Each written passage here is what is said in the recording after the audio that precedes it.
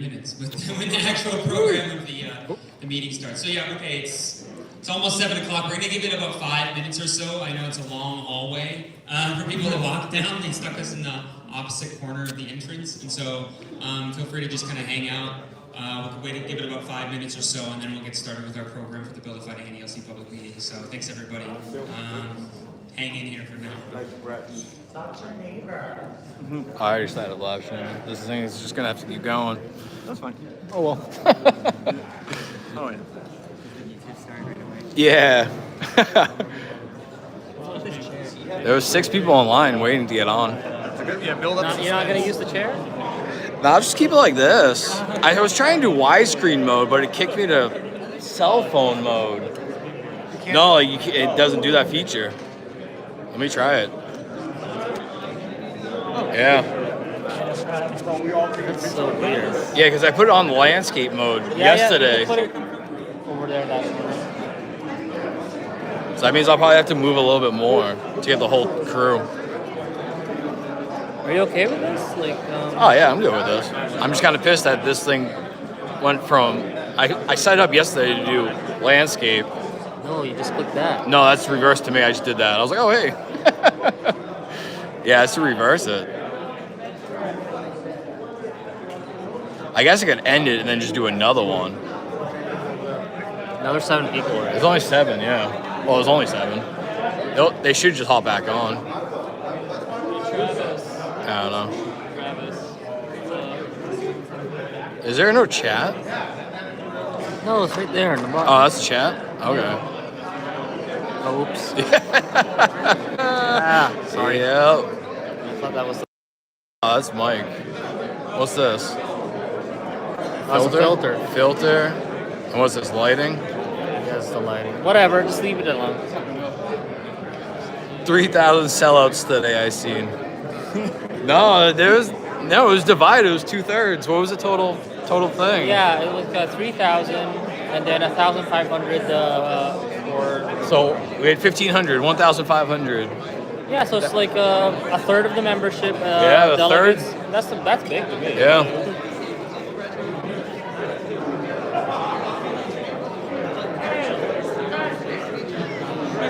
We got David in the house.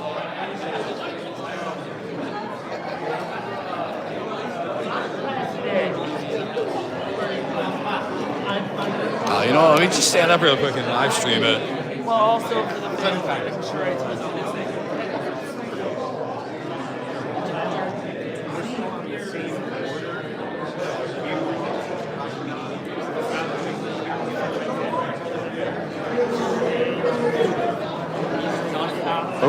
I'm gonna move over here so I have a better angle. Oh, all right. Now I'm official. That means you can come back tomorrow, right? Yeah. My aunt asked. I could come. Yeah. Dude, tomorrow's gonna be heated.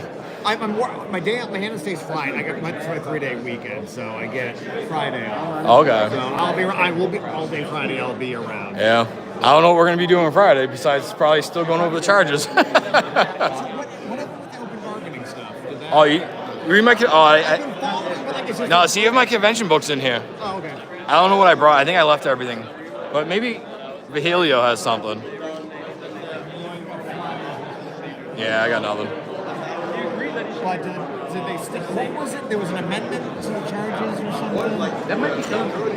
It was a long story. Corey's probably going to talk about it. Okay. Alex Geegan, Classes of Male, is going to talk about it. Okay. All right. And the CLC is going to probably talk about it. So they're more versed than I am. Okay, because I was like, wait, what happened? Wait, okay, and Discord is just, it's great. It's just like, I have to go back at the end of the day, all the way to the beginning, and then try to read the story, and it's like, did you just see that? Like, Let me just comment real quick. There's 21 people on the YouTube live. We gave a 5-minute leeway, so it's going to officially start at 7:05. Just hang in there. People are coming in. They put us at the... If anyone's been to this convention center, you come in, it's a pretty big place. You come in, and everything's in the front of the convention center. But this room, they put us all the way in the back of the convention center. which is kind of scumbag when it comes to solidarity, but bureaucracy. So just hang in there, a couple more minutes. Mike Caref will be on. David from Buffalo will be on with the CLC. And speakers from the BFN movement will be on. So,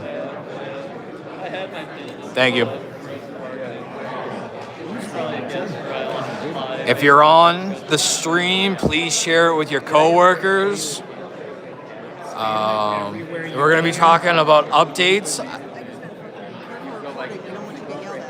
Oh, I got yelled at by so many people today.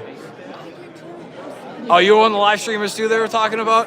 I got a recording of them yelling at all of us. Oh, yeah.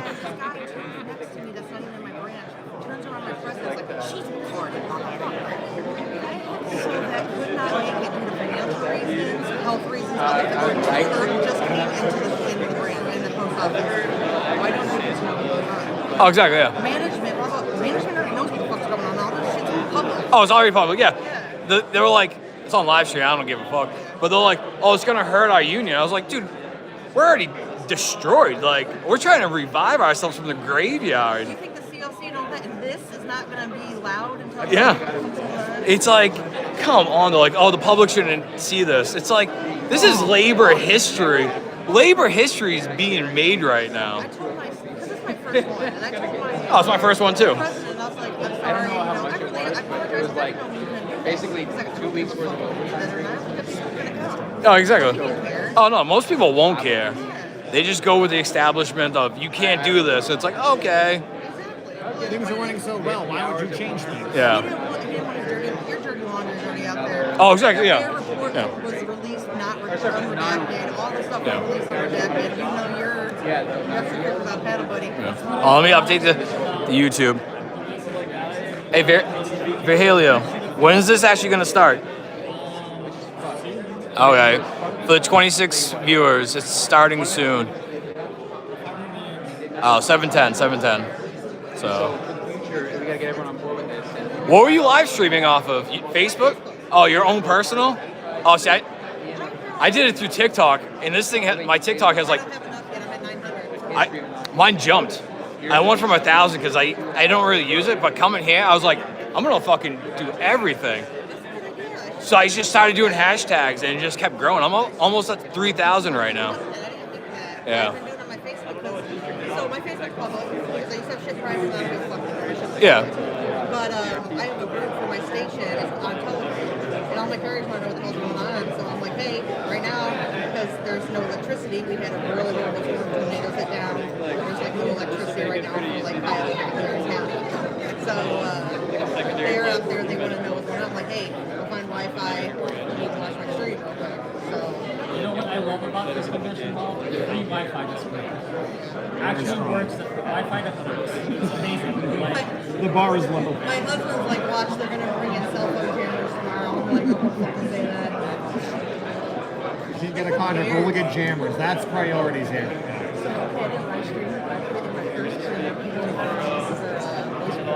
Well, Discord, from 8 Arbitration Discord, they were audioing it, and there was like 300 people on that listening. Oh, okay. Yeah. Until they bring you up on charges in like a week or two.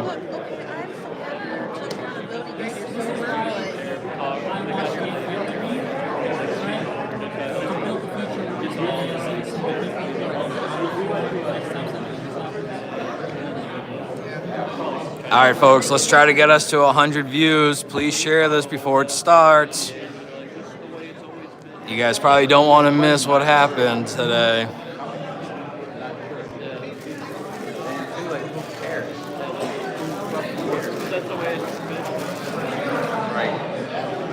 right, everybody, we're gonna get started here. If you can take your seats, we're gonna get started.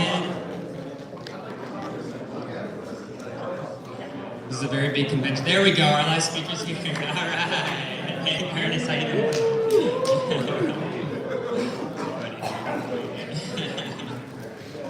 Okay, how are we doing? That was quite a day, wasn't it? mean, in all seriousness, hold on. Actually, let me grab what I was going to write when I thought that we were going to be able to speak on the charges. I didn't realize there was just going to be the two positions, and then it was going to go right to a vote. I thought it was going to be we were going to be able to speak from the floor. Let me grab what I was going to write, and then I want to talk about what happened today before we get into the event and why we're all here. Thank you guys for coming.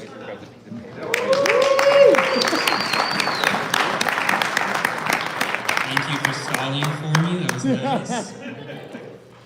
So just before I get started, welcome everybody to the Build a Fighting NALC public meeting at our NALC National Convention. For the last 6 months, we've been organizing mostly on Zoom. It's a lot nicer to be in person. I prefer to be in front of a group in a room rather than in my bedroom sweating at my reading desk. So Plug the TikTok and go under my profile. we don't have AC in my apartment, so I got.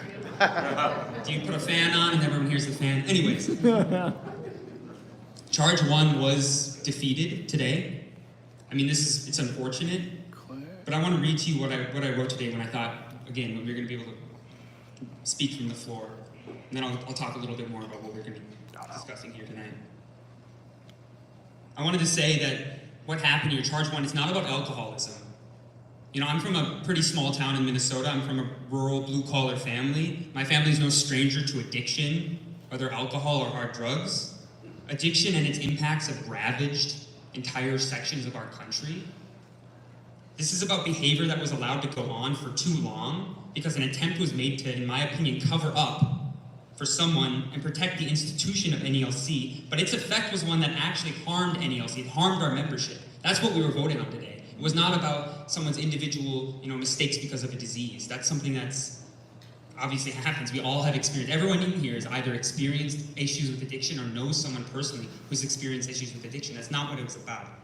The question is, how long did this behavior go on? Behavior that hurt our members, hurt our negotiations, and how long was that behavior covered up for, and who is responsible for that? I don't wish addiction on anyone. I hope everyone's suffering can recover, but we need to show the membership that behavior and decisions that harm the membership have consequences. That is what that is where the conversation should have been today, and unfortunately, that wasn't where it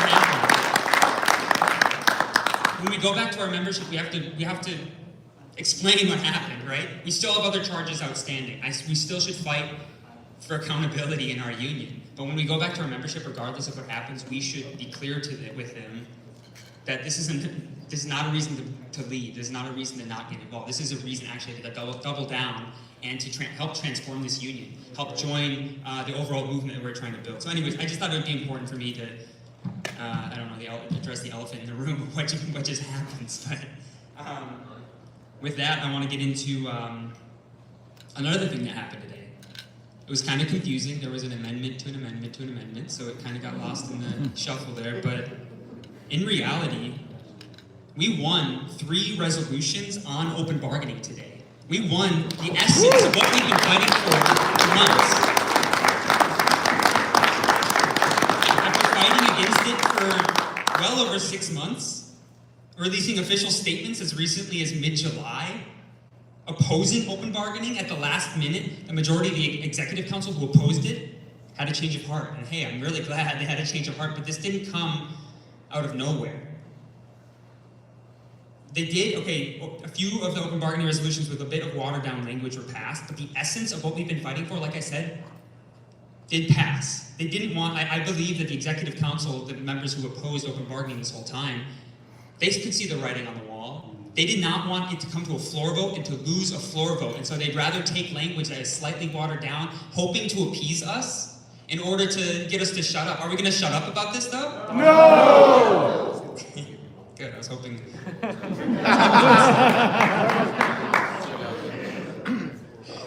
I think I was discussing with a few other NALC members after it happened, and we still don't have a contract. And as of today, we passed 3 versions of open bargaining. One of those versions of open bargaining calls for the need for coordinated public rallies leading up to the formal start of negotiations, but crucially, the next sentence there is at key points throughout negotiations. Yeah. What is a key point throughout negotiations if not leading into either a tentative agreement and a vote on that, or leading into arbitration. And so what we need to do now, regardless of what happens tomorrow or Friday, whenever we get to the vote on the stronger worded open bargaining resolution, the General Resolution 14, regardless of what happens, we have language that's in the books now that we need to force leadership to actually follow through on. And we should be organizing for public contract rallies, either leading into a TA or leading into arbitration. And that is our task that we need to put forward for ourselves here. I think it's important not just to say we need rallies, we need transparency, we need to talk about concretely what we're fighting for. In Build a Fighting NALC, we have the initial outlines of a program. We have a 5-point program that we're fighting for. We think it's not enough, I'm gonna say this probably a few times, it's not enough just to say we need something different. We also need to put forward concrete demands, ideas that that gets members involved, that gets that person that's been working for 2 months and is pissed off and underpaid, gets them excited, and it gets them to understand that I should get involved in my union and fight for these things. In Build a Fighting NALC, we think we need a $30 an hour starting wage and real raises for every step. We need an end to mandatory overtime because we can't live real lives if we don't know what we're going to be working that day. How many times have we seen people who want to do the job have to quit because they have to get home to pick up their kid from preschool, or pick up their kid from daycare, or pick up their whatever? Like, I've seen it over and over again. It's heartbreaking. We think that we need workers' wage for union officers. It's not a good look, to say the least, to have a national officer making 4 or 5 times what the starting pay of a regular carrier is. And the reality is, we need people in there for the reasons that they want to be the best representatives for the members as possible. And ultimately, and I think this is a big one, I know it's a word that is people are afraid to use, we need to fight for the right to strike.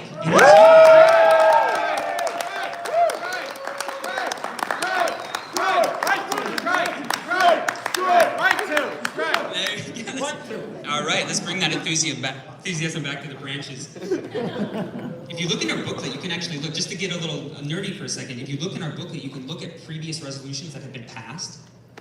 Our union has on the books, I think it was the 47th, 48th, and 49th Biennial Convention to fight for the right to strike. We have it in we passed resolutions already. We need to make that a reality. And it's the strongest tool that workers have in our playbook.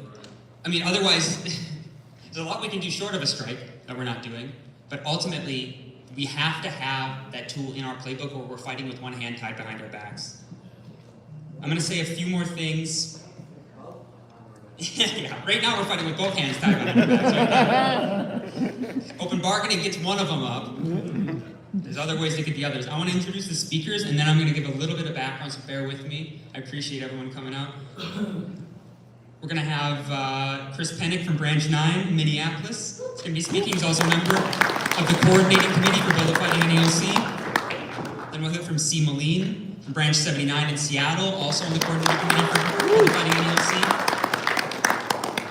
Then we'll hear from Dave Grosskopf, President, Branch 3 in Buffalo, New York. Also running for trustee in 2026 on the CLC ticket. And then we'll hear from Mike Caref, business agent for Region 3 and candidate for NALC President, 2026. And lastly, I thought we ran out of chairs. Lastly, we'll hear from Ernest Gonzalez from Branch 421 in San Antonio, Texas. Also on the coordinating committee for BFN. All right, we got enough chairs. We almost didn't have enough chairs, but I told we need one more chair. It worked out. Okay, before the speakers get on with their little points, I think it's important. I think it's important to get into background. What has happened in the last few years?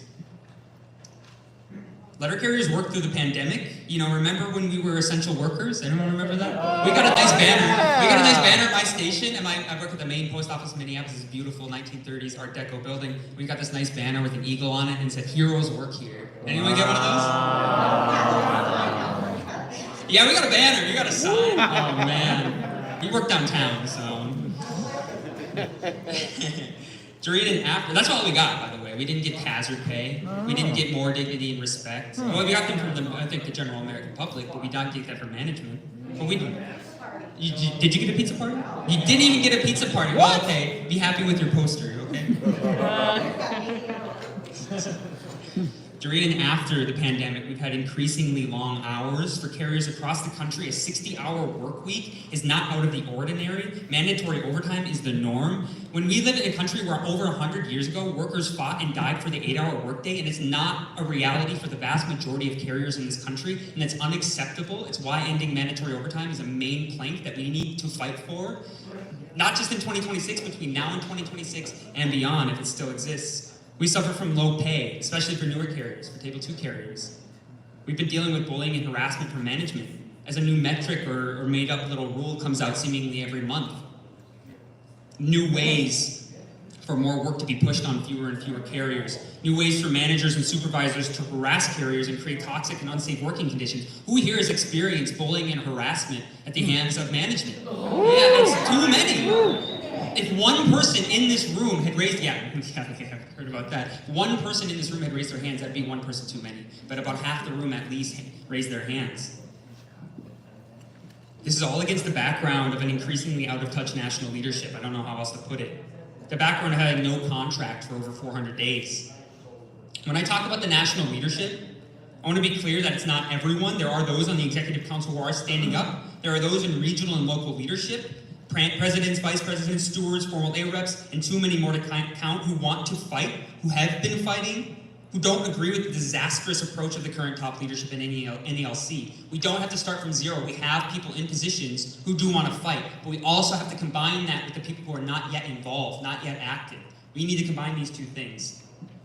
In Bill of Fighting NALC, like I said before, we believe it's not enough to just say you stand for something different. You need to prove to the membership that, in words and actions, that we stand, that we want to fight for more. That goes for us in Bill of Fighting NALC, and that goes for any candidate and any group or movement that wants to fight to transform the union. Anyone who's a part of this broader reform effort in NALC, Corey talks about it all the time. It's not just one person, it's not just one movement. We need to combine these efforts with the strongest possible unity as we head into 2026 to fight to transform this union. Use that election as a rallying cry, to not just change the person on top, but to use it to transform and get more and more members active and involved. Just a few more things. There's a lot of anger from the membership for the reasons I just listed off, and I think our goal in the reform movement needs to address the root cause of that anger and frustration, that disaffection from a broad section of the membership. And I think there's two key reasons that now is different. That more and more letter carriers are standing up and demanding change, demanding more from our union. It's not enough for things to just get worse and worse and worse, and that just moves people automatically into action. There are ways for people, there are things that need to happen for people to really, I think, we live in a different moment than even 5 years ago, especially than 10 years ago. Those two things, if you've heard me talk, I've probably heard this a little too many times, but there's two major things that are happening in our society that have caused this major upsurge in the labor movement. And we're a part of that. What we're doing in NALC, it might not look as exciting as going out on strike, like the auto workers did last fall. It might not look as exciting as building up to a strike, but being able to secure a contract that was good enough that they didn't have to, like the Teamsters and UPS. But what we're doing right now, the internal reforms, the internal transformation that we're fighting for, is a part of a broader process that exists in the labor movement right now over the last couple of years. And I think we should be really excited about that. Every time that we're fighting within our union, we should put it within the broader context. The reason these things are happening are inflation and heightened expectations. Over the past few years, we've seen inflation at the highest level since the late 70s and early 80s. Everything is more expensive, from groceries to gas and everything in between. Inflation, I think, is causing a real burden for working class. It's a very real sacrifice. It's a very real issue that we face. The other really important part to this is heightened expectations. After decades of defeat and retreat in the labor movement, of hunkering down and holding on to what we have, we were told you either accept a cut, you either accept CCAs, you either accept two-tier pay scale, or we're going to go under, and then none of you will have jobs. This did not just happen at the post office. This happened to auto workers, and this happened in industries across the country. After years of hunkering down and holding on to what we had, unions are back. Unions are back on the table, and working people are ready to fight. And I want to thank and show my appreciation to every single union brother and sister in NALC, every union member across the country who held out through the past decades, kept our organization alive, and kept the fight alive even in challenging times. But we're fundamentally in a different era. And I think it's most exemplified. I mean, everyone saw, do you remember when the Teamsters were getting ready to strike at UPS? I mean, it was electric. And my station was like, why don't we do that? And we had been not even, a couple months past the expired contract?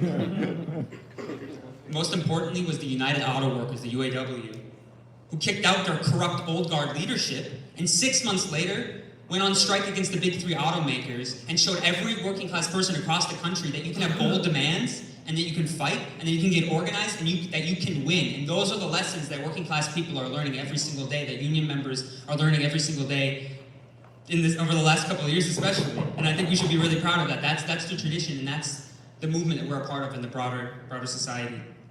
And again, okay, I just got to say this. I wrote a little note last minute because people say, well, that's private sector.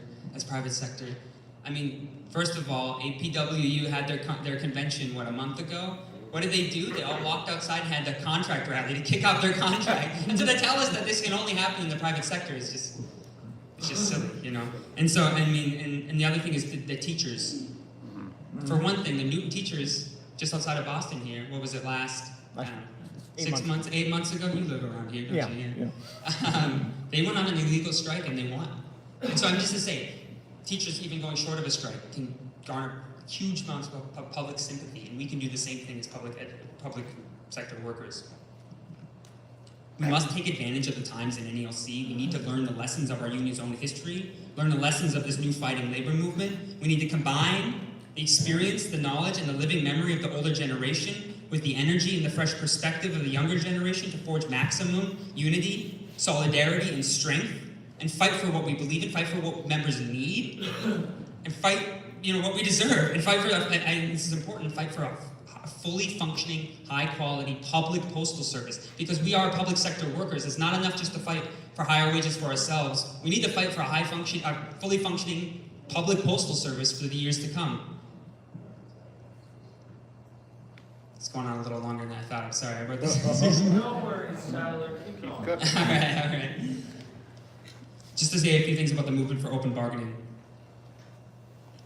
Over 40 NALC branches and 2 state associations passed open bargaining. Not all of them got into the booklet. I talked to several who sent them in and somehow they ended up not in the booklet. Who knows how that happened? But I think, why did this connect with people? Members looked around and said, if they can do it, if the Teamsters can do it, if teachers can do it, if APWU can do it, why can't we? Why can't we put up some sort of fight? And I think that's what we're working within. And because of the hunger for a fight, because of the momentum, the movement we created, the Zoom meetings that we sat on, the branches that passed open bargaining, we forced the Executive Council to recommend approval on 3 versions of open bargaining that we won today.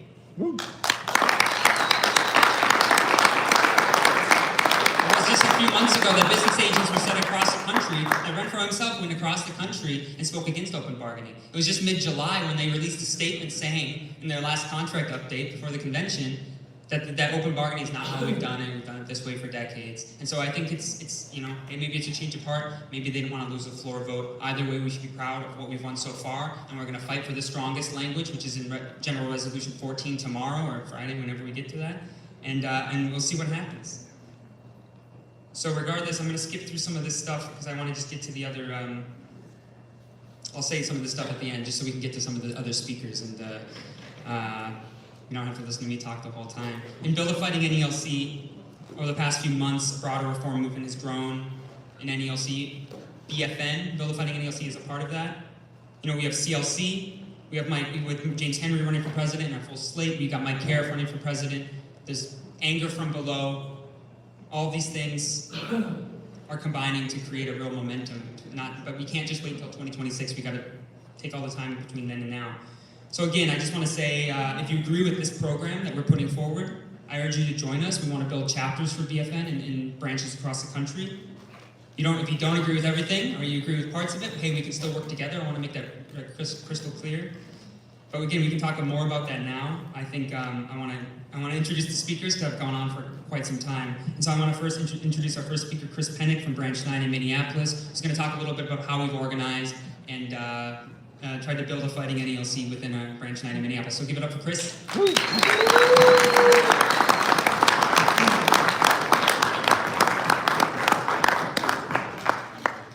Yeah, thank you, Tyler. Like Tyler said, my name is Chris Pennick. I'm from Minneapolis. It's great to see so many people here that want to fight to transform our union. This fighting spirit is needed now more than ever.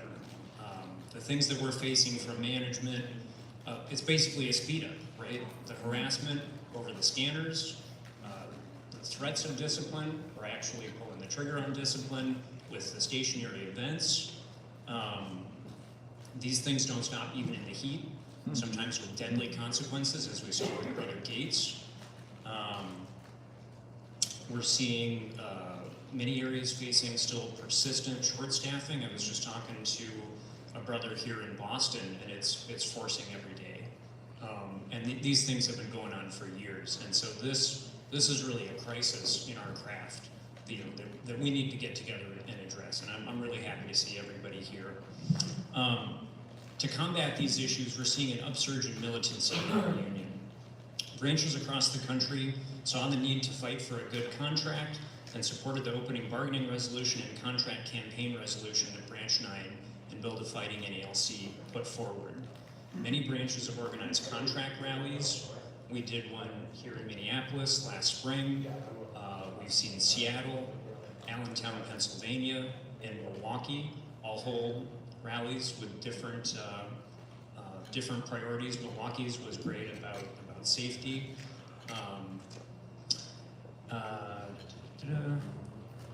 So not only has National not supported these rallies, but they've actively opposed them.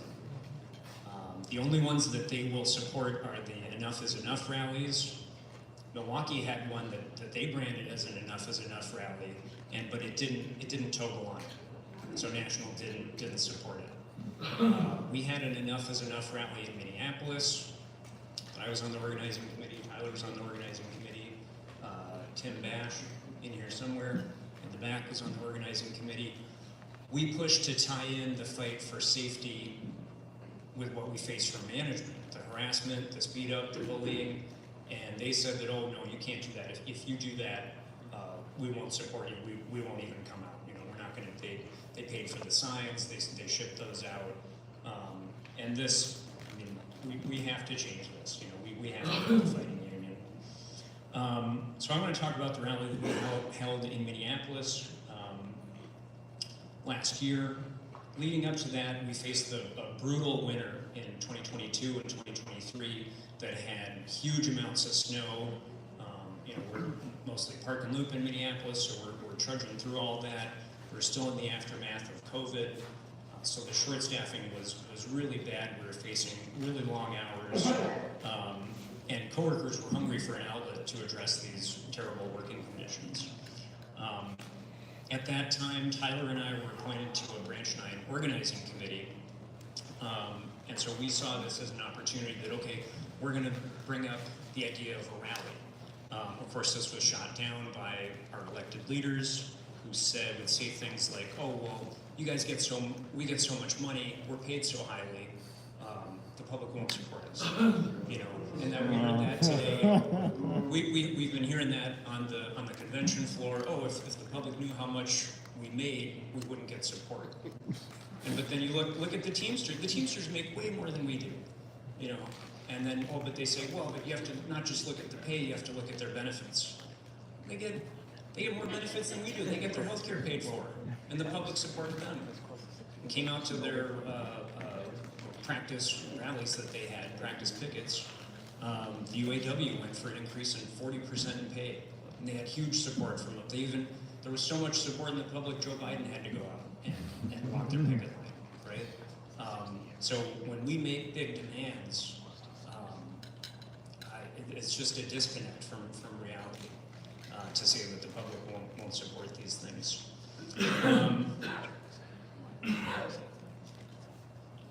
All right, so we brought up this idea about a rally in our organizing committee. We met with opposition from our elected leaders.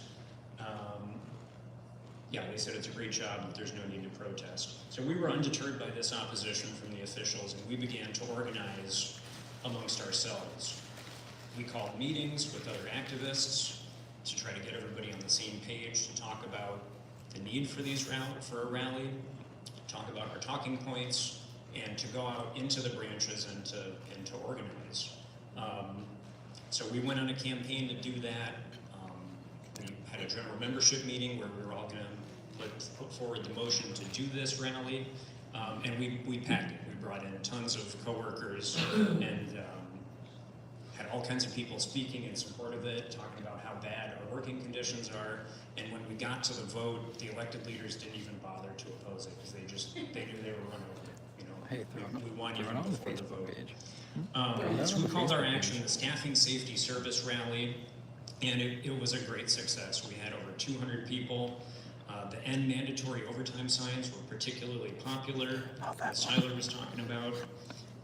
And so we held this rally not only to put pressure on management, and also to support our, because this was right as our contract negotiations were kicking off. The $3. But it was also empowering to our coworkers to get together and show solidarity for each other, to come out, very lively chants. People left really feeling great about the union, that they were engaged, that the union was doing something to support them. Just leave it, just post it as And is. so we think that's the kind of action that is needed across the country. We also got solidarity from several other local unions, getting that support from the public. And so we're organizing not only around open bargaining, but also around opposition to SMDCs, the sorting and delivery centers.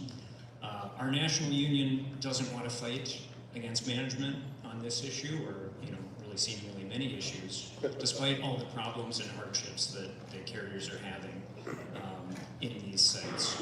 So Branch 9 has put forward General Resolution number 9, fighting back against SMDCs. This resolution was signed on by 14 branches and the Washington State Association.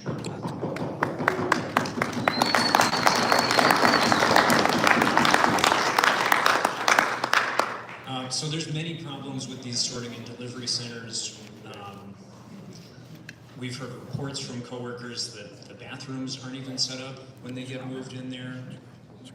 There was the first SMDC in Athens, Georgia, was all rural carriers, and that rural carrier was on a meeting talking about the conditions, that they weren't ready. They had carriers working till 10 o'clock or even midnight delivering the mail, and that it was just a total disaster. Lots of carriers quit rather than continue in these conditions. The OIG just released a report on May 28th on SMDCs in Florida that found several problems. They said that the cost savings from eliminating highway contract route trips and consolidating the carrier routes did not achieve projections. And that's the big thing that they're talking about, right? Is these are going to save us a bunch of money. Well, they're not saving money. Late PO box uptime led to complaints and cancellations of PO boxes, right? Because it used to be that the mail would go straight to the stations. Well, now it's late, right? Because it's only going to these SMDCs, but they still have the station for PO boxes. Express mail wasn't getting delivered on time. That was losing us money, and we're giving poor service with that. There's attempted delivery numbers, difficult to track, right? So you got a signature required item. Well, it used to be that would go to the station. Well, where is it? Customers had trouble tracking down their mailings. So it's not just the issues with the service, but it's also the issues that it's going to cause coworkers. They want to just commute. They want to just hoist this unpaid commuting time onto our backs, right? These SMDCs are going to have a 30-minute reach, as they call it. And so, like in Minneapolis, every station on the south side of town presumably would get consolidated into the suburb of Eagan, where the accounting center is. It's this huge compound where they just took out the FSS machine, so there's tons of space in there. And so everybody from South Minneapolis would be forced to commute into the suburbs. Well, I've got coworkers that can't afford a car, that walk into work, that bike into work. What are they supposed to do? I don't even get on the highway when I drive into work, right? And now I'm going to have a long commute that they're not going to pay me for. And then in addition to all the problems that come with that, when you're 20 minutes away from your station, they got more splits for you. They got a pivot for you. It's a bad deal for all of us. One of the other speakers up here, David Grosskopf, has done incredible work organizing around this issue.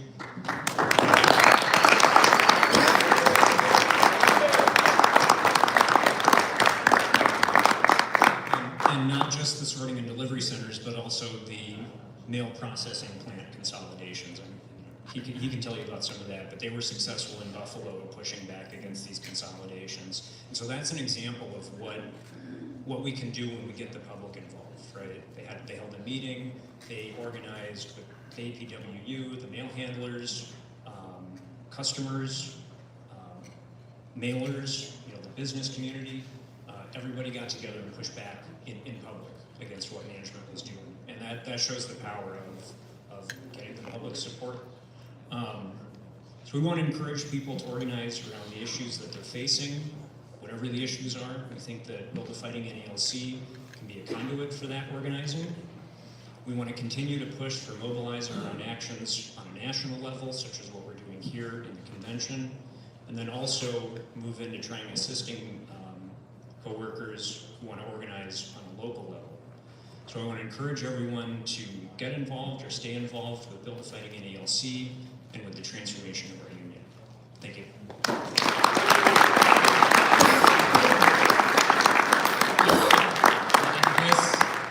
All right, next we have Steve Moline from Branch 79 in Seattle, also on the BFN coordinating committee. He's going to talk about some Seattle stuff, right? Yeah. All right, give it up to Steve. Hey! When I say dare to struggle, I want you to say dare to win. Dare to struggle? Dare to win! Dare to struggle? Dare to win! All right, thank you. Hello, my name is Steve Moline, and I am a rank and file letter carrier, steward, and an organizer. I'm a member of the coordinating committee of Build a Fighting NALC. I started carrying during the middle of the pandemic. I used to work at Target. I got sick and tired of low wages and being treated like crap. That's crazy. Wow. So I came to the post office. Hey. Well, what I really wanted was the respect and dignity that being a letter carrier and part of a strong union could bring me, all right? That's what's really important. That's why we're members of the NALC, because we believe that that's what's most important, right? I'm also a member of NALC Branch 79, Seattle, Washington, and I'm the chair of our organizing committee. I came here a little bit to brag about the progress we've made in our own little corner of the post office, and also raise us up as an example of what we at BFN believe is necessary to reform our union. Like all of you, we've been in a constant battle with malicious and inept management that flagrantly violates the contract with little regard for how it affects either the well-being of the carriers or the efficiency of the post office. Like you, we've been fighting them with grievances, as many as we can file. I sent up 44 grievances in a priority mail box right before I left for Boston.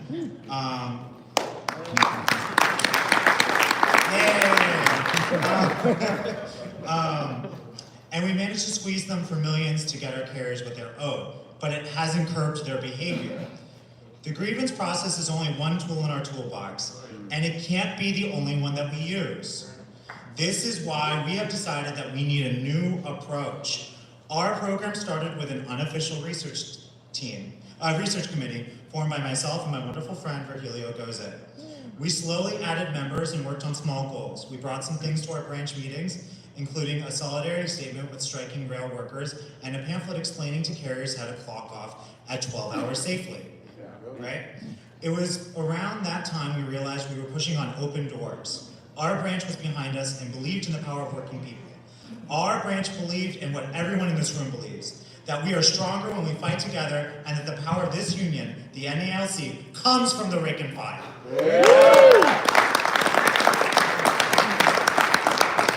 soon proposed a rally, that we have a rally, and I want to thank former President Joanne Powell for stating in our e-board meeting that even though National discouraged us from holding a contract rally, that we were Branch 79, and we had the freedom under the Constitution to do what we thought was right and fight for our carriers. Yeah.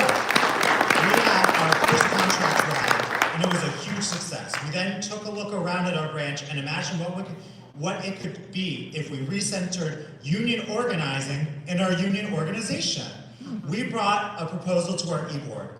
Take our old organizing committee, whose primary duty was and this is important, right? Planning parties and events for the membership, right? These are important things, but but that's maybe not what an organizing committee is.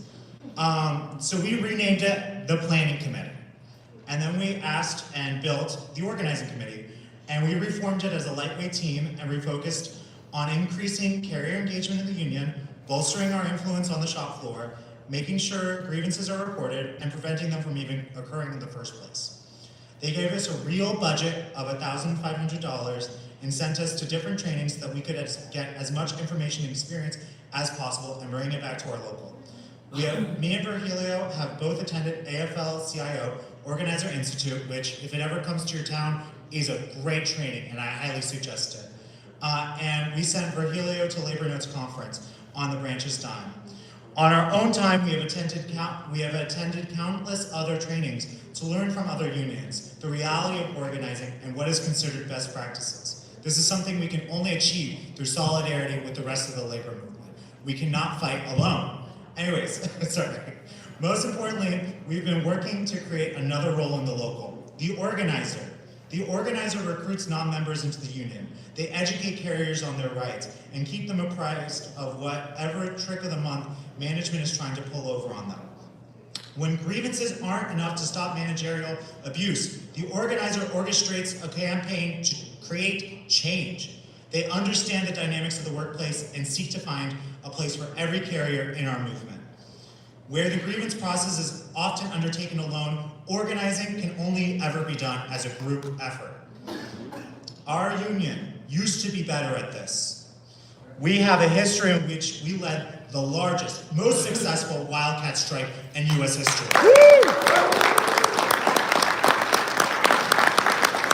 We pushed the US government to take a fucking federal agency and turn it into a semi-private corporation. You know, something not done before or since. What we have done is incredible, but sadly, now most of our branches can barely make quorum at our branch meetings. I want to take a moment and celebrate the wins we've had in Seattle, due largely to our local leadership, giving us the freedom and independence to fight new fights. We have, through our 1260 campaign, gotten the right to clock off at 12 and 60 hours. We have had 2 rallies within the past 2 years to demand a fair contract. Branch 79 passed the contract campaign and transparency resolution unanimously, or near unanimously, and we brought it to our state convention, where we used branch funds to print out explainers to help pass it at Washington State. No one person can take all the credit in Washington, because everything we have done together as an office, as a branch, as a state, and hopefully we'll be doing it together here in Boston as a national union. I want to thank Kevin Gottlieb, our current president, for supporting us in everything we do, for not holding us or this movement back. I believe that this is what we need in leadership. It's support of the rank and file to build the movement towards change. Our current program in Branch 79 to build organizers consists of teaching the book, Secrets of Successful Organizers. Who's read it? Who's read it? Raise your hand. I want next convention to see everyone's hand up. It's the Bible. It is the, I think it was Sean Fain said when he travels, he's the president of the UAW. When he travels, he brings the Bible and Secrets of a Successful Organizer. It is the most important book that has been released in the US labor history. It is important for us to read. Anyways, back to my speech. Sorry to go off topic. We're teaching the book Secrets of a Successful Organizer at our Steward Council meetings, and we're starting to chart and map our branch to better understand engagement, thus bringing us into the computer age of organized labor. This whole speech is not to say that we have solved all the problems, we certainly fucking haven't, or that we have all the answers, I certainly don't, but to say that we think we're on the right path and we want to invite you on a journey with us to reactivate your local membership and to enact real change for our NALC locals. I gotta say, we gotta start at the bottom. We've talked a lot about leadership, about Renfro, about whatever. I only wanted to say his name once. I'm only gonna say it once. What needs to change in this union is that we need to become a rank and file union. The power comes from the bottom, not from the top. The supreme body is the most important body. And in fact, it may be the only body that matters. Anyways, I'd like to end by saying, dare to struggle. Dare to win. Dare to struggle. Dare to win. Thank you. Let's get some likes on the YouTube. Let's share it. Let's get up to 100. Thank you. And I want to be clear, we're going to do like a Q&A or a time where people can, it doesn't even have to be a question, you can make a statement too. But we're going to hear from a few more speakers and then we'll get to that point. I'll explain how that works. Okay, so up next, Dave Grosskopf, Branch 3 President. Okay, all right, Mike. Okay, Mike Caref, Business 3, Business Agent of Region 3. Sorry, it's been a long day. All right, go ahead, Mike Caref. That was definitely a setup. I don't know what it was, but that's fine. All right, you guys. I did want to make note, and I do believe in a rank and file movement, but I also believe when people are in leadership positions in the union, they should stand up for the members. And there's some branch leaders here in the room. If you're a president of your branch, you need to stand up and like to acknowledge you.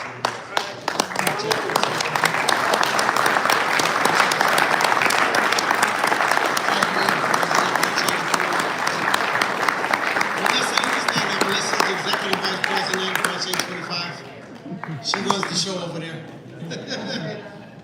Sarah? Sarah's the Vice President, yeah. Well, you know, we'll get into the secretaries. But no, I appreciate everyone who takes leadership, starting with, you know, what they did in Branch 9. I think when we started contract negotiations back February 22nd of last year, you know, I felt like I was like the only person on the executive council who's like, what are we doing? This is, you know, because I was part of some of the previous negotiations and it just didn't end well, you know, and we ratified our last contract, I think like 90-something% in favor of it. But in hindsight, it's really a bad contract, you know? And it's like, let's not do the same things that we did last time that got us the same results, you know? That would be really stupid. And I just saw us kind of walking down that same path, and I was getting into these fights on the executive council that I was not winning, and I was arguing with President Renfro even back then, and I wasn't winning those either. And, but then I saw what Branch 9 did. I thought that was really cool. You know, they got out there, they mobilized. They didn't just talk about wages, which obviously is a big issue, but, you know, quality of life. And if we do end up getting a negotiated settlement, and, you know, we have no idea. You know, President Renfro said, we're pretty close, you know, we're this close, and like, you know, how close are we? Are we 2 weeks away? You know, it's, to me, it's insulting, it's embarrassing that our president's been stringing us along without any real progress since July 20th of 2023, when we could have went to arbitration on that date. You know, if the issue was not resolved, let's go to arbitration instead of just stringing us along while we're working under the terms of a shitty contract. And, you know, people are leaving the company, they're getting other jobs, they're whatever, they're suffering, and like, you know, oh, we're gonna get a raise at some point. But what do you guys think if we do get a negotiated contract? Because it comes to, you know, the members have to ratify that. And I've been saying all along, at the very least, if you do nothing else for us, President Renfro, give us a contract, because if you do, at least we'll have the opportunity to vote on it and see if the amount of money, because we'll get some type of raise, we know that, if the amount of money on the table is enough to put up with the shitty working conditions and the fact that we don't have a future in this organization. Vote no? Yeah, I mean, the money, and you know, this might not be the most popular thing to say, but it's never going to be enough. And I think that you can understand that. It doesn't mean that you don't fight for more. It doesn't mean that you don't set a standard for what would be reasonable. You know, the job has always been a solid middle class job, and it's not anymore. So we know that the pay is too low and we need to do better. But you know, you can never be paid the value of your labor, right? Because you're giving your everything out there, and you're giving everything to the American people and to the company, and whatever someone pays you, it's not enough, you know. So I just think there's a lot of things in the contract that we need to look at top to bottom when you elect people to represent you, and I talked about prior to this meeting how my branch, we submitted the resolution, the constitutional amendment that failed, that would require the president to not just work with whoever they want in the bargaining committee, but at least at the very minimum, have the elected members that you guys elect, members of the executive council to be part of that bargaining committee. And the reason why is because the person who's doing the bargaining has to know what are the issues that are important to the members of the union. And there's a lot of them. I've been harping on these damn transfer rules for like 5 years, and people are like, transfer rules not a big deal. It's a fucking big deal if you want to put it for a transfer. It's a big deal.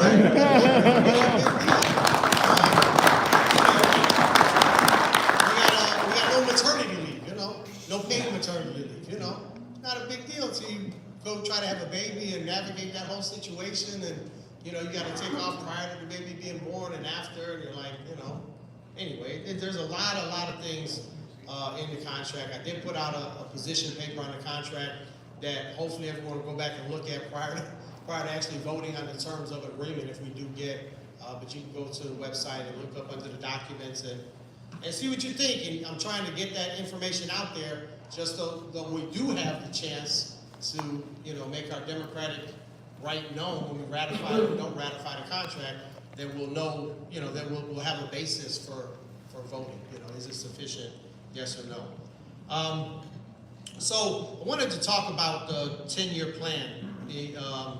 What is it called? Delivering for America. And there's a lot of things that we kind of know are problematic. We talked about the SNDCs, how it adds commuting time, how, one thing, and some of this stuff is negotiable. So you have the legislative agenda, and that's what gets you the law, and it passed Deliver for America as the law. So some of the things are in legislation, and some of the things we can actually negotiate with the employer. We could negotiate start times, for example.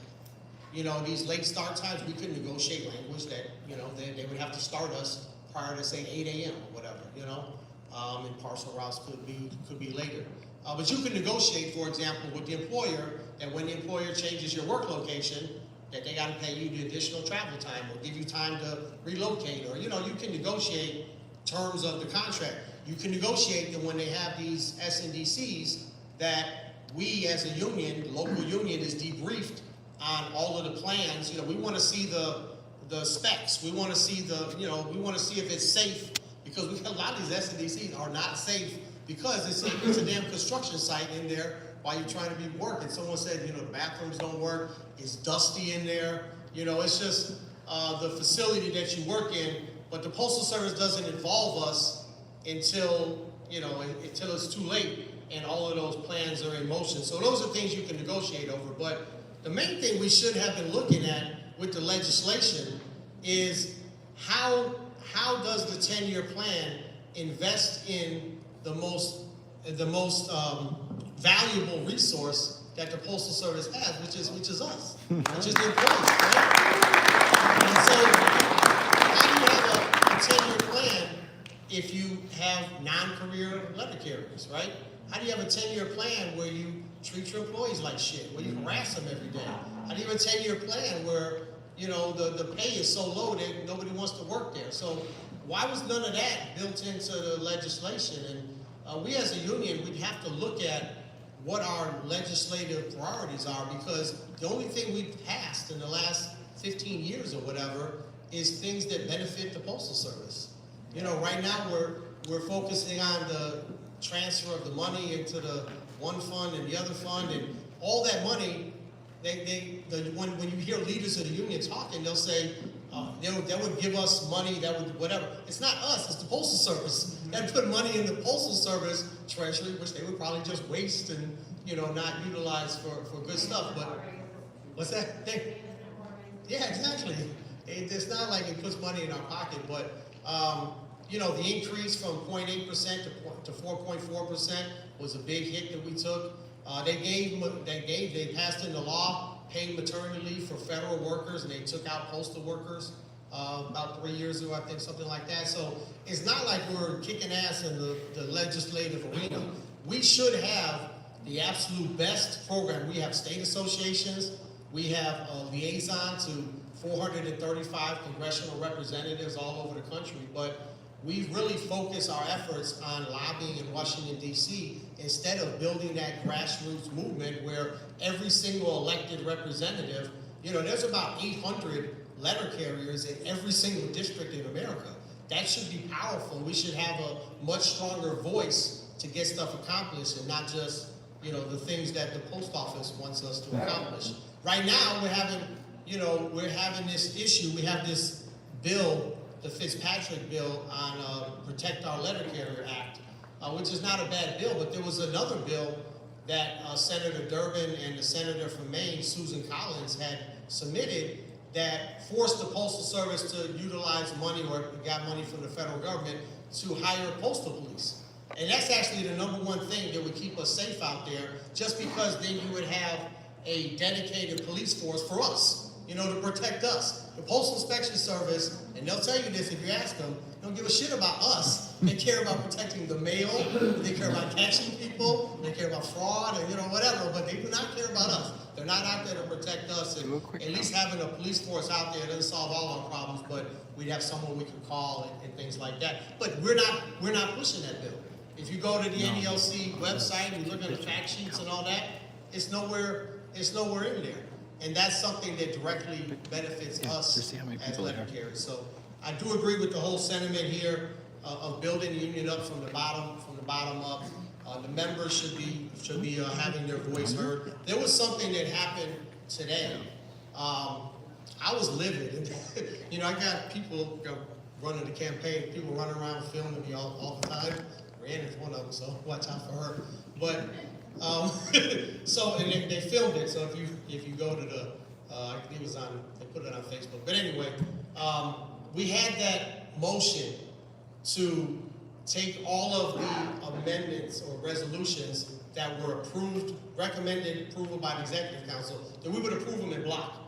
And I don't know if everyone caught the danger in that. So you think about it, any branch can, well, obviously everyone didn't catch it. And I think President Renfro played it the way he did on purpose. I thought it was disingenuous. Because we've never done it that way. And honestly, it defies logic. If you have a branch to submit a resolution, if the Executive Council thinks it's a good idea, that's fine. Either they do or they don't. But the body of the NALC that makes the decision on a resolution. So when you get the book that I think Tyler was talking about, when we go to LA, there'll be a book of resolutions that were passed here at the Boston Convention in 2024. And all of these resolutions that were passed were, they were voted on in that particular branch, and they were voted on in the Executive Council, but they were not voted on by the delegates to the convention. And that's scary. You know, now we approve, who knows what the hell is in there? We don't even know. We have no idea what's in all of those resolutions that we didn't pass. What we've always done, I've been going to conventions since 2000. Every single time, if somebody wants to approve them in block, they'll say that's fine, but if anyone wants to take one of them out, you know, you can take it out of the block, and then we'll deal with that one separately. And if the president was honest, he would have just said that, and then anyone could have, you know, I tried to ask Tony Vaughn he's the one that made the motion, the president in Baltimore, and I don't think he, you know, did it dishonestly, but, you know, I said, look, man, you gotta amend your damn motion to let the people pull out any resolution that they want to, and then we would have debated it separately. But anyway, that was all I got. I got some more notes here, but honestly, I can't read them, so I think my time is up. So. Hey! Oh, fuck. Oh, Tyler.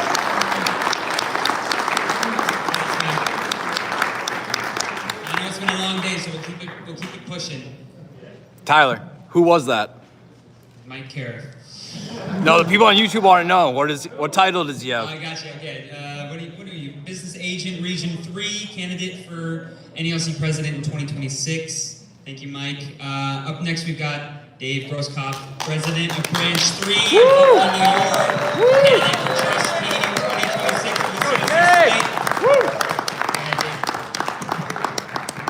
Thank you, Tyler. Good evening, Boston. How is everybody?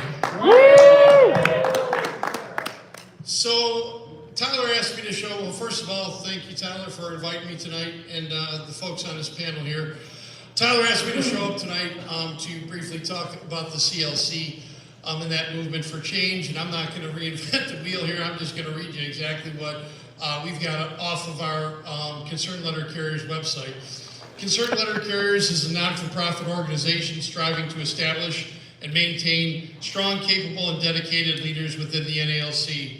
Our goal is to encourage and support leadership where integrity and total commitment to the membership is the #1 priority. The Concerned Letter Carrier movement was born out of the gross leadership failure of NALC President Brian Renfro starting in early 2023. Shortly after he was installed, members of the CLC came forward with Article 10 charges filed against NALC President Brian Renfro.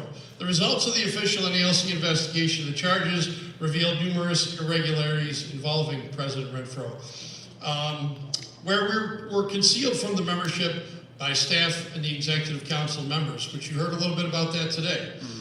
During the subsequent 12 days of the hearings over the 3 months, it became obvious that the NALC was in need of an aggregate leadership change and to return our reform movement, which was previous nationwide.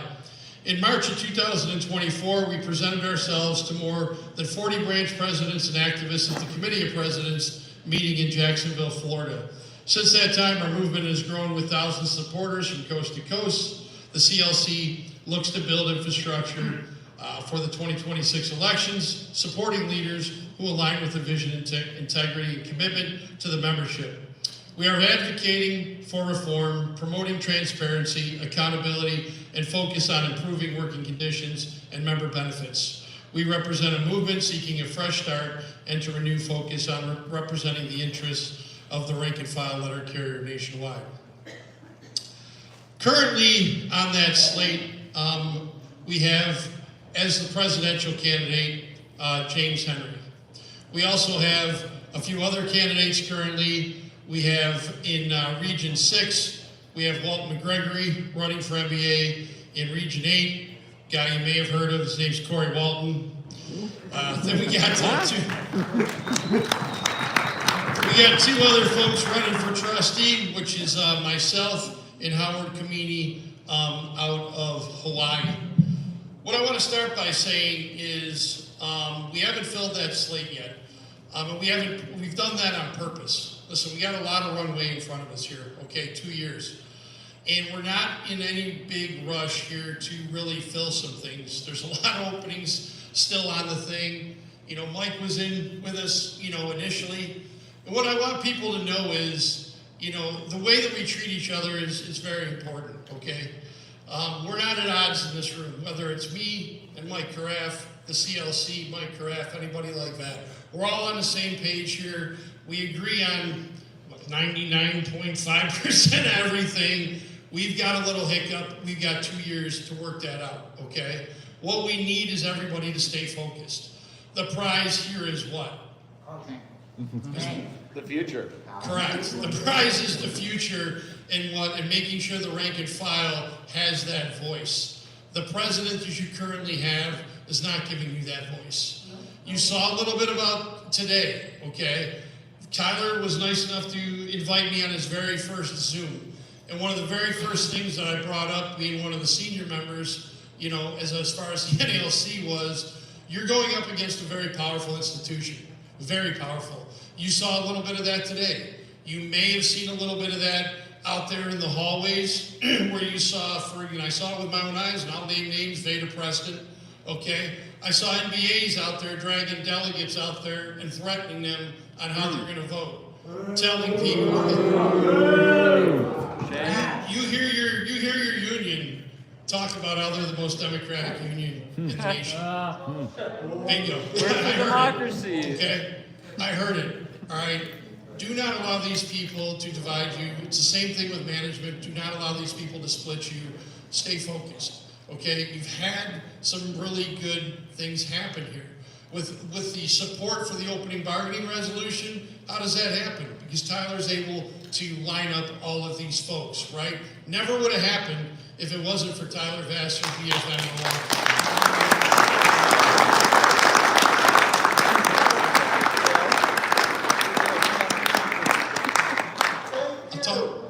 Exactly. Thank you, Todd.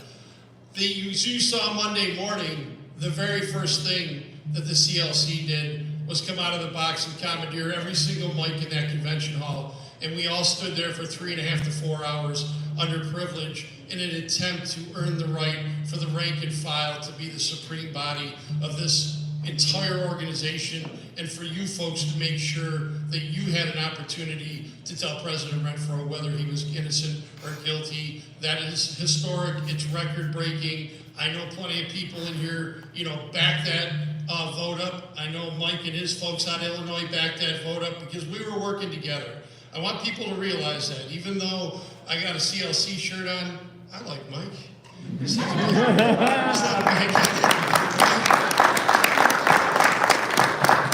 I don't have a problem with Mike. We just got some things to work out. His state president, Louis Rivas, I'm in contact with him when this stuff's going down. What I want you folks in the room to know is, even though, we're on separate teams, whatever you want to call it, we're working together because that's what leaders do. We may have our differences, but the bigger prize is what here? The bigger prize is you folks. That rank and file and getting you that power and that authority back into your hands. And that's what we're trying to do.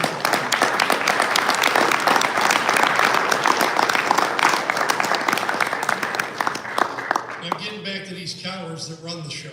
So, listen, do not, like I said, stand up. We're gonna need folks, go to the mics. You guys have been doing a good job. Some of these votes, again, didn't go our way. And one of the biggest things I've ever been taught being a union leader actually came from I work with a ton of veterans in Western New York. It's very veterans dense. And I work with a lot of former Special Forces guys. And what they would tell me all the time is, Dave, you gotta get comfortable being in uncomfortable positions.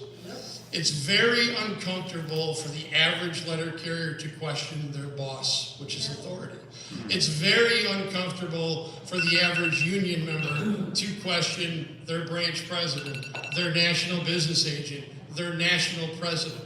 It's not a comfortable thing to do, but it's necessary. Very necessary. So stick together. The other thing I will touch on, because we have had success, right, is this SNDC resolution. Now, a few days ago, I was very lucky. I had my podcast cherry broken by classes of mail. Alan's in the room over here. So, Alan interviewed me about my experience with the SNDC in Buffalo, New York, and thankfully, and very proudly, I can say that we're the only branch in the country that successfully shut down an SNDC.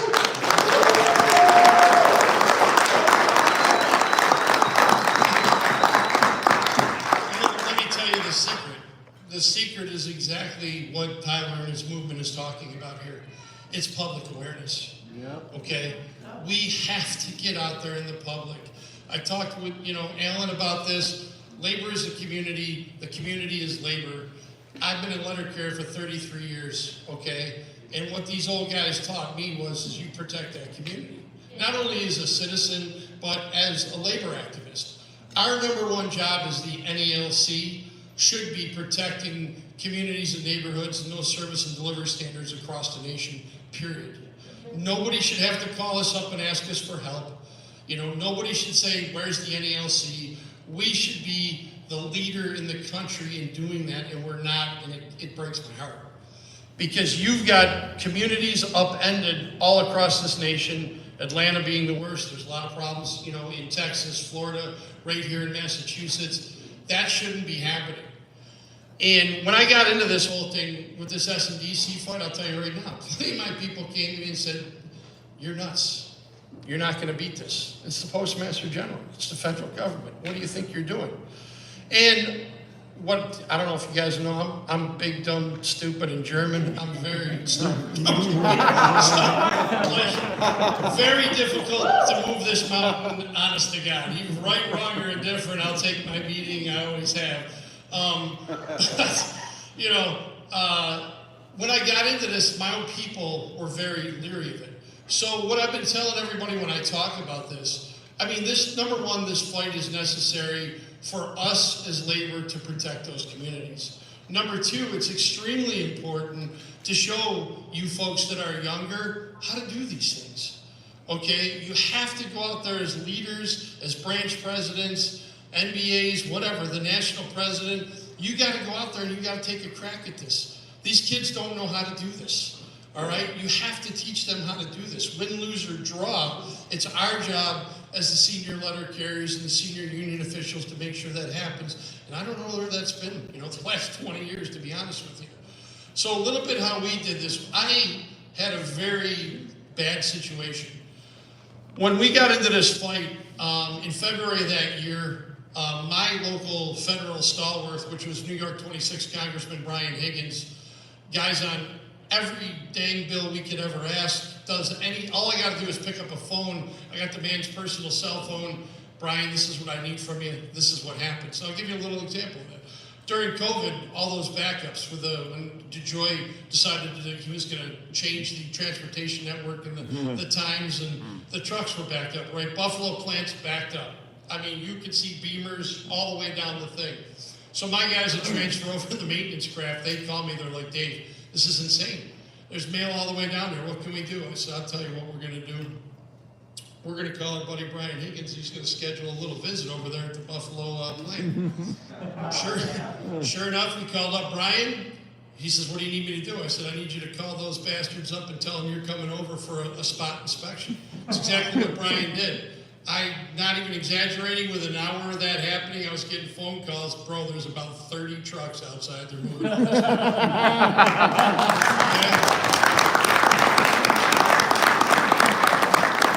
we get into this fight with the SNDC, and my main stalwart is gone. I don't even have a sitting congressman in the seat. So I'm starting to get a little nervous because I gotta put a plan together. Luckily for me, we have a very good relationship, and listen, for all you folks in your locals, your local branch presidents, get out into the community. It is your job to, you know, make these, you know, relationships with all of these people. Okay, I have those relationships in Western New York with the politicians on both sides of the aisle. All right, so when this happened, I got no Higgins. What do? I call up, like, I don't even know what his actual, he's like the fourth most powerful person in the country, but his name's Senator Schumer. Okay, called up Chuck Schumer's personal phone, same thing. I'm just like you, man, I'm nobody. I'm calling this guy up and I'm like, yo, Chuck, it's Dave. He's like, Dave who? I'm appalled, right? It's Dave Grosskopf from Buffalo, right? So I tell Senator Schumer what's going on. I'm like, listen, Brian's down. I need your help. There's nobody in the seat. He's like, absolutely, Dave. I'll dispatch my people out there, you know, to get a plan. So we start at the federal level working this thing. And then it popped into my head, because I've been doing this a while. We never really engaged the state and the local level, but it hit me. All those people get mail, right? They're our constituents. So then I started working the state level, and I started working the city level. We had a bunch of cities and surrounding towns, including the city of Buffalo, pass resolutions to defy that SNDC and send that into the Postmaster General.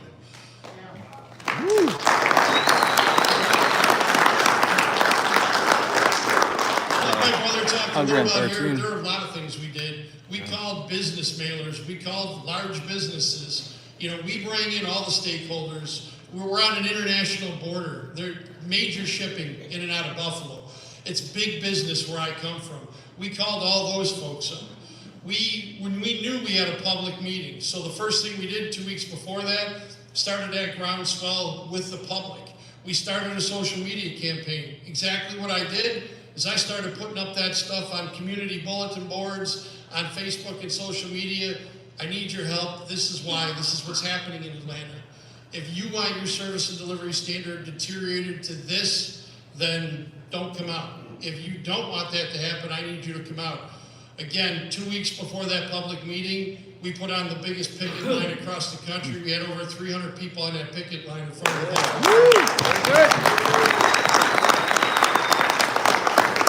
Every single news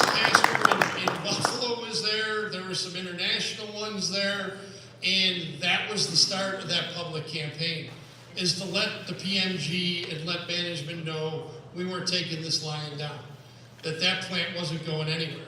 Now, the next thing was that public meeting, okay? They scheduled a public meeting at the Buffalo Public Library in a room that fit 50 people. It's a true story. And so we called up the Buffalo Public Library and we're like, yeah, we hear the Postal Service is having a meeting. Could you tell us what that meeting's for? Lady at the Buffalo Public Library is nice enough, she looks it up. Training in diversity. We're like, oh. Right. So we're like, oh, really? Training in diversity, huh? So we get back to our Postal Service counterparts. We're like, what the heck are you doing at the Buffalo Library doing training in diversity? Well, they wouldn't answer us. So we told them, listen, you better put a 0 on the end of that thing because that's how many people I'm going to put in the room. And they didn't believe us. And we stalled them. They had initially scheduled a public meeting. We told them it wouldn't be big enough. And they rescheduled it. And this time, it wasn't a bigger room that held 500 people. And that night, we had all those stakeholders in the room. We had the government at every level. We had the business, all kinds of businesses, the mailers. Everybody was in that room. The public was in that room. We had all the major unions in the room, management associations in the room, everybody in the room. There were 500 people in the room. There were 200 people outside that room. Yeah! Woo!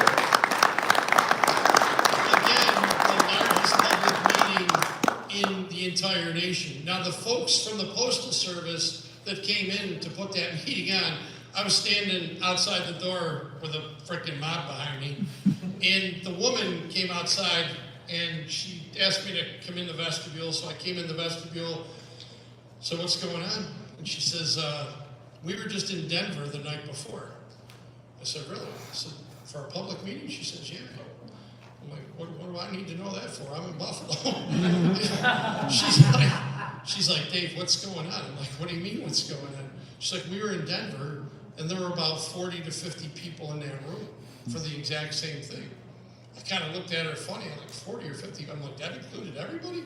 Now, for those of you that don't know, I mean, Denver's probably 7 or 8 times the size of me, right? So she's like, 40 or 50 people. I'm like, why don't you go outside? I go, there's 500 people waiting to meet you. And they were floored. So long story short, we get in that room and all of us get up to these mics, and it was overwhelming. We started off with our congressional representatives, we went down to our state representatives, we went down to our city representatives, then we unloaded the unions on them, then we unloaded the public on them, and then they have that Survey Monkey survey. We flooded that thing.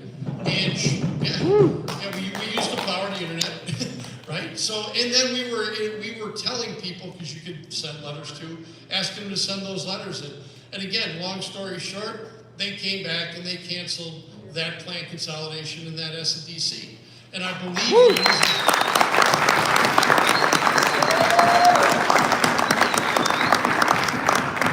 the reason they did that is because of the public support. And listen, for you branch presidents, we're going to need that public support. We need to go out there every day and provide that public with professional service, okay, to that community. And we need to protect that community. And that community, when we needed them, they showed up and they protected us. In Branch 3, I don't know what other folks do. We're out there and we're in that community. Whether that's the Juneteenth parade, the Labor Day parade, we're doing the corporate challenge, touch a truck stuff. We're in elementary schools. Anything we can do to get that uniform out there. Obviously, we do the food drive and everything that we do, internally with the NALC. All those things that we can do, you need that public. It's that simple. And the position NALC headquarters just makes absolutely no sense to a guy like me that when they say, like the SDC resolution, they're going to disapprove that. They don't want a public pushback and they don't want a public fight. I'm going to obviously try to get to a mic, when that SDC resolution comes up. But what headquarters is going to argue is, well, listen, the network needs to change. I totally agree with that. The network does need to change. The problem that you have currently is the manner in which they are changing the network is no good for communities all across the nation, period. Mm-hmm. So at my Region 11 rap session, I got into it with President Renfro about this. He was pretty upset. I mean, he swore at me and another president. But, I told Brian, I said, listen, I agree with you, Brian, that we need to change that network. And he's like, well, how are we going to do that? We're doing it your way. And what the guy doesn't understand is presidents like me are trying to get the leverage for the NALC that if you don't listen, I'm calling Dave Grosskopf, I'm calling Kenny Lurch, I'm calling Ted Lee, I'm calling all these presidents, and I'm calling Melissa, I'm calling them all, and I'm going to tell them to shut this shit down.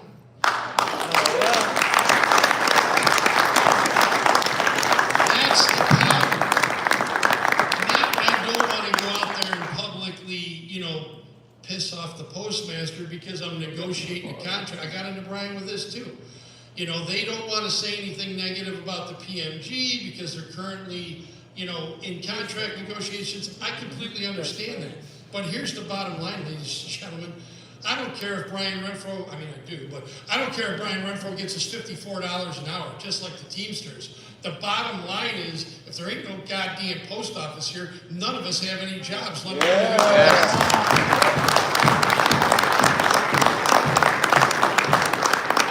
the things that we got to think about. We have to think outside the box. We have to think bigger picture. And in Buffalo, we were able to accomplish this.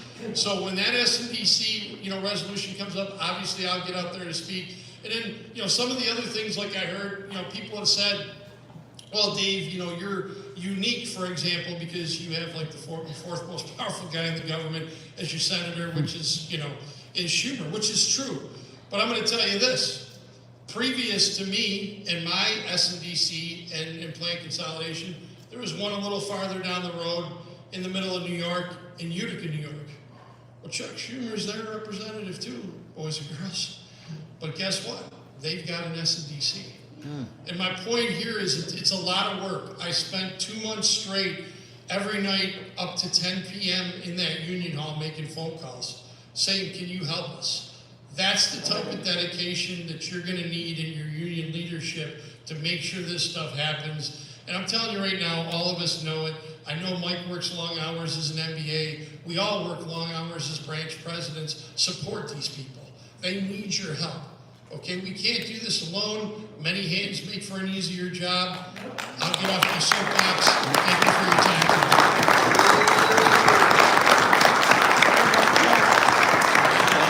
Thanks, Dave. Dave Grosskopf, president of Branch 3 in Buffalo. Okay, we got one more speaker. I know it's been a really long day.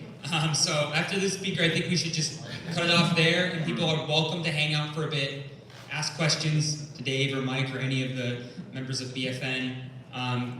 It's been a very long day. I'm sure we all feel it. I'm honestly impressed everyone is engaged and listening. It's going really.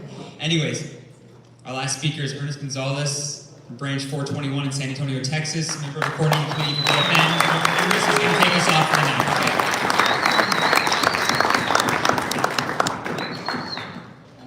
Good evening, ladies and gentlemen. I know it's been a long day, so I'll try to be as quick as I can.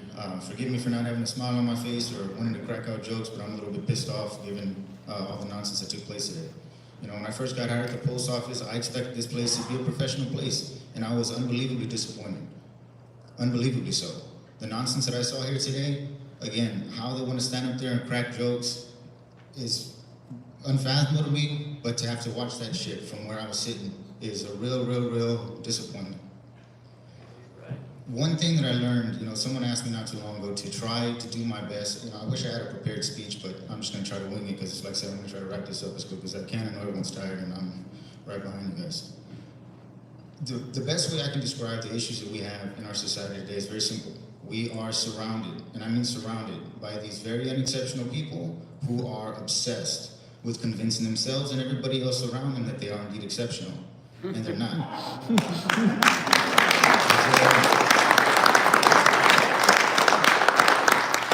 The main part about that, the shittiest part about that is very simple. Now you have these very unexceptional people getting in very powerful positions that, given how they decide to conduct themselves, we all have to live with the results of the decisions that they make. The reason why the majority of us, and I kept hearing it on that nonsense today, we're a one-person union, one damn, I'm thinking of union dues. For some reason, it's only whenever we have to give our dues, or we have to give our our commitment to this institution, but I don't hear anybody saying that when it comes to our two-tier pay scale. That's the kind of shit that this is means.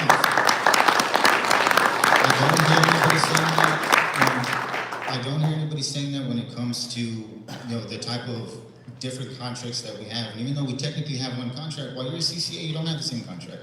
You can have to hope that you're able to bid on a route.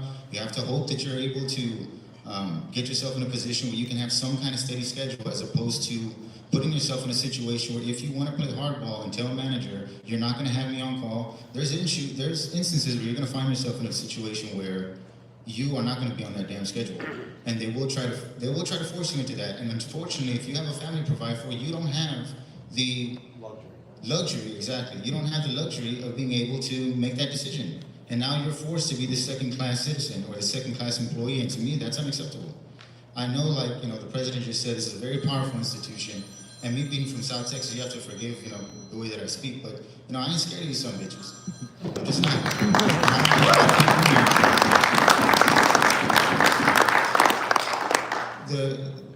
The overall vision that I would hope that this institution would have going forward is that it's our responsibility now to try and start a broader labor movement. If you can start getting yourself in a situation where you can start, like the brother over here was doing, it's not so much about just organizing your employees, it's about organizing the people who rely on the Postal Service, organize those businesses, and most importantly, organize those congressmen. Because if you guys do not show up to vote, guess what? They're high on their ass anyway, and then it won't matter. So we need to get ourselves in a situation where we're trying to build a broader labor movement. I come from South Texas, man, so you can probably guess of how different it is down there politically speaking, as opposed to someone like, C up here in Seattle and the gentleman up in New York. It's a very different political ballgame down there, very different. I was pleasantly surprised when I came up here and I see you guys have an actual public transportation network. That was amazing. I get anywhere on my phone in 20 minutes and I didn't have to find a parking space. I've seen a million Dunkin' Donuts, but not one gas station. So amazing.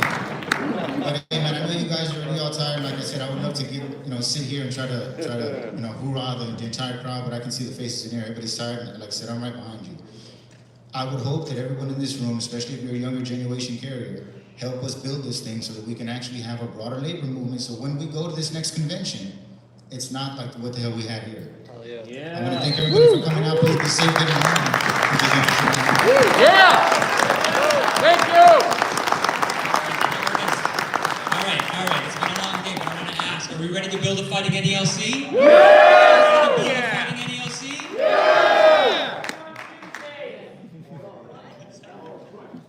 Only on Tuesdays. Took me a while. Turns out, we call that what we've been here for. All right. We think that it's possible to build an independent rank and file movement. It's very good that there are electoral projects for 2026. There's a lot of work to do between now and 2026. There's a lot that we can work on and fight for to transform this union. And if you want to be a part of this, if you want to join Build a Fighting NALC, I would urge you, come talk to us. We want to develop chapters in different areas. I also want to say, we're going to do a follow-up Zoom meeting post-convention and to talk about the next steps for the movement for BFN. This is the QR code for it. It took me a while to get it out. This is the QR code for that Zoom meeting. They're all over the place, so you don't have to take your camera out right now. They're all over the place. Register for that Zoom meeting. Share that with others in your branch. If you know 1 or 2 or 3 other people in your branch who want to build this movement, who want to build BFN, that's a good place to start. Get them to that meeting. That is where the information will be. So I'll ask one more time. Are we ready to build a fighting NALC? Yeah! All right, thank you for coming out. Thanks.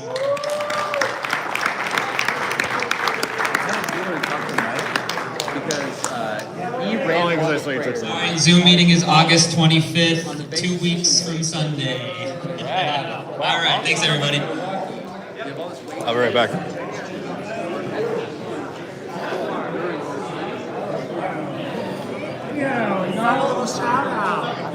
Yo. Stop recording. No.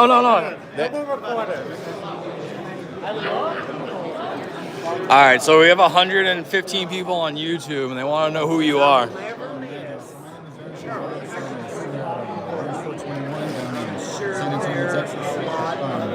Recently was put on the Good Fighting NALC coordinating committee, and yeah, man, we're decided to trying to organize our best, trying to do what we can to get the low-ranking file off their asses, man. And if we don't get off our asses and continue to wait for someone to come fix this, I think you're right. There's always in a fucking sad state of affairs pretty soon. I appreciate you guys tuning in, man. I appreciate you guys, on Zoom, on YouTube, that took the time out of your day to listen to us today, man. Hopefully you guys enjoy the movie and see what we can do here. Cool. Thank you. He's tired. It's been a 15-hour day for a lot of these delegates. I don't want to zoom out to the public in case people don't want to be seen. Thank you for attending. We'll see you later. How do I end this?